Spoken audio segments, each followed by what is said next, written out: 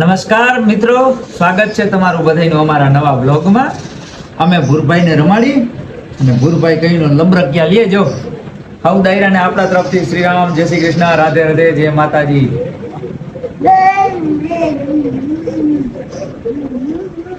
જય શ્રી કૃષ્ણ બધાને. કેમ છો બધા? મજામાં? તો હાલો આપણે જઈએ ભીંડા ઉતારવા.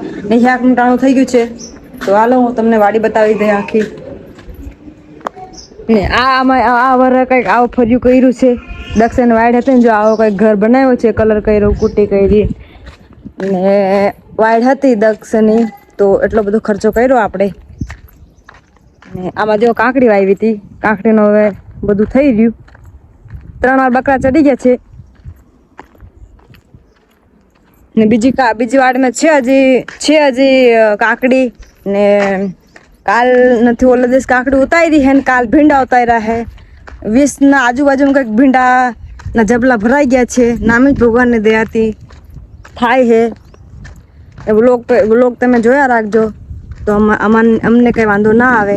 હાલો તો હું જાય ભીંડા ઉતારવા.